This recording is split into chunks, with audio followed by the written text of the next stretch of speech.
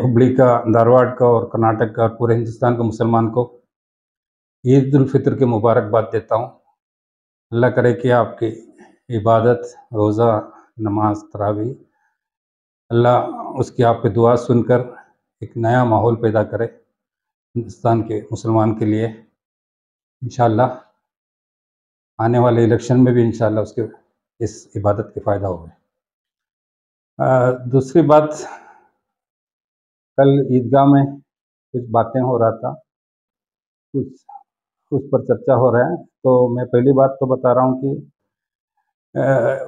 Jail के बच्चों के बारे में कुछ किसी ने वीडियो बना के कल ईदगाह में भेजे।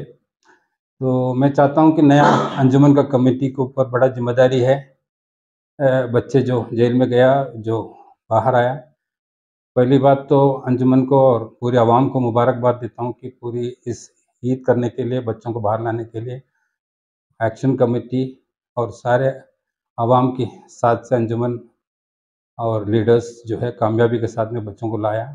एक बच्चे जो है सलाहुद्दीन कुरनूल अभी भी अंदर है, उसको बाहर लाने के लिए दोनों जज साथ में बैठना चाहिए, तब जाके जो है उसका सुनवाई होगा। तो उसके लिए जल्द से जल्द कोशिश करके वो बच्चे को भी अगर लेके आए तो इंशाल्लाह सारे मुश्किलात जो है, बहुत बड़ा कौम जो है मुश्किलात पे गुजारे पिछले 2 साल, तो इंशाल्लाह उसका मुकम्मल कामयाबी मिलेगा।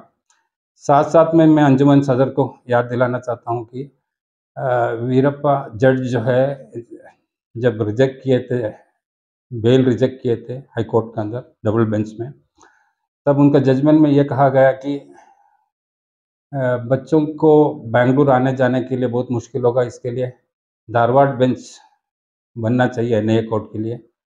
तो लॉ मिनिस्टर भी आपका ख़ास दोस्त है, तो आप ज़रूरी है कि उस पर जल्द से जल्द कार्रवाई करें और धारवाड़ हाई कोर्ट में एनआईए का एक बेंच बन जावे, तो इंशाल्लाह मतलब बच्चों को जो है बेंगलुरु आना-जाना मुश्किल नहीं होगा। रहा मतलब कि बच्चों को आने-जाने के लिए अखराजात की बातें की है, तो उस पर जो है मैं चाहता हूँ कि अंजुमन सदर और कमेटी जल्द से जल्द एक्शन कमेटी बुलावे, क्योंकि आवाम हमेशा मतलब जो साथ दिए है और आगे भी साथ देंगे। तो एक्शन कमेटी के ऊपर बड़ा मतलब जो है आप लोग अंजुमन कमेटी के ऊपर बड़ा जिम्मेदारी है। एक्शन कमेटी को अब तक क्या हुआ बच्चों के मामले में, जब 1 घंटे में जो है काफ़ी बड़े रकम जमा करके लोग जो है अपना साथ दिए, तो आपका जिम्मेदारी है कि माजी सदर जो पहले का कमेटी का एक्शन कमेटी का सदर था, वो ईदगाह जैसी जगह पर ये सब बात करना नहीं चाहिए था। मतलब अंजुमन को लेटर के ज़रिए या नहीं तो जाके मिल के बात करना था कि बच्चों को इस सिलसिले में अगर दर्द है तो वाक़ई में दर्द है। तो मैं तो समझता हूँ कि बच्चों को लेके और पॉलिटिक्स करना बंद करो। बहुत हो गया, मतलब 2 साल बच्चों का नाम से पॉलिटिक्स किए।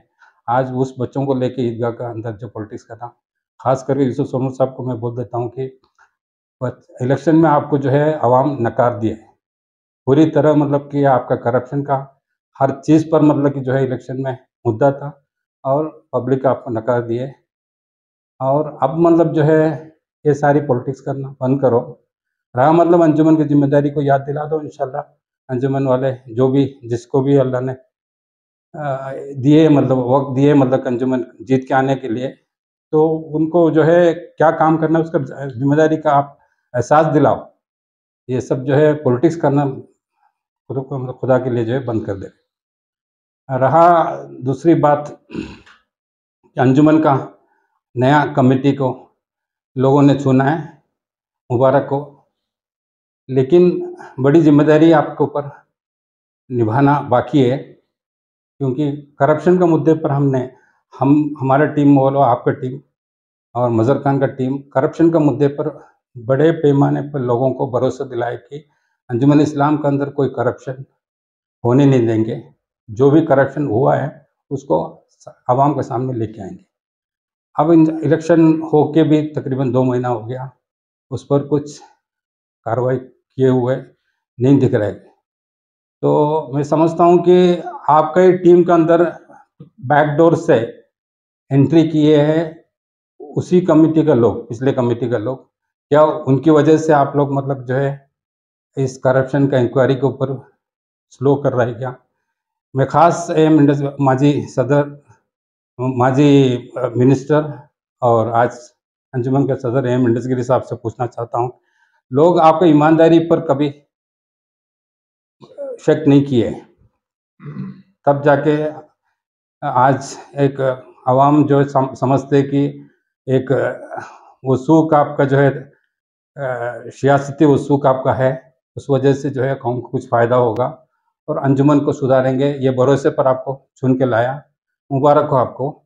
लेकिन आप अगर करप्शन के मुद्दे पर अंजुमन में जो हुआ करप्शन के मुद्दे पर अगर अगर आप सख्ती से अगर कार्रवाई नहीं करें, आपका जो है पिछले कमेटी का ट्रेज़रर और सेक्रेटरी आपका कमिटी में है, इसकी वजह से अगर आप पीछे हटे तो लोग उसका जवाब माँगेंगे ज़रूर।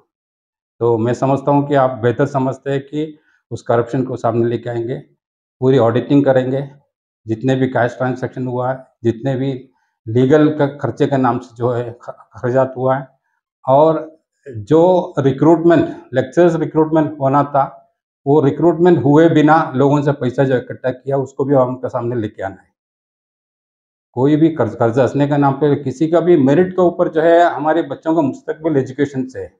अगर किसी को भी रिक्रूटमेंट करना है तो उसके पूरे मेरिट के तौर पर जो है रिक्रूटमेंट करना चाहिए। उनका बाकायदा रिटन इंटरव्यू और डेमो इंटरव्यू सारे सब्जेक्ट एक्सपर्ट से इंटरव्यू करके सही लोगों को पैसे के लिए मतलब कि जो है कमज़ोर लोगों को, टीचर्स को, लेक्चर्स को रख के हमारे बच्चों का मुस्तकबिल ख़राब नहीं करना चाहिए।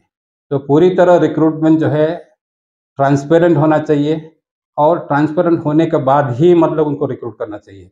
अगर किसी से पैसा लिए है और अंजुमन में जो है पैसा जमा किए या पैसा खर्चा पिछले कमेटी वाले ने खर्चा किए, तो वो सारी चीज़ें बाहर आना ज़रूरी है। ये सारी ज़िम्मेदारी अंजुमन के सदर के ऊपर है। हम वो बाकी लोगों के ऊपर इतनी भरोसा नहीं करते जितना अंजुमन का सदर के ऊपर भरोसा करते हैं। तो मैं चाहता हूँ कि एम इंडसगिरी साहब उसका पूरी ज़िम्मेदारी के साथ में जल्द से जल्द कार्रवाई करें। रहा मतलब कल अंजुमन का ईदगाह में जो आपने वादा किए वो निभाने के लिए कोशिश करें। इंशाल्लाह अच्छा काम के लिए हमेशा मतलब हम साथ देंगे। जैसे कि केशवपुर में ईदगाह मैदान बनाने के लिए, कब्रिस्तान बनाने के लिए, एजुकेशनल इंस्टीट्यूशन बनाने के लिए, ओल्ड हुबली वालों को सहूलियत के लिए हॉस्पिटल जो है शादी हॉल के बाजू में शिफ्ट करने के सारे काम इंशाल्लाह मतलब का वादा किया, पूरा करने के लिए पूरा कोशिश करो। अच्छे काम के लिए हमेशा हम लोग मतलब कि साथ देंगे।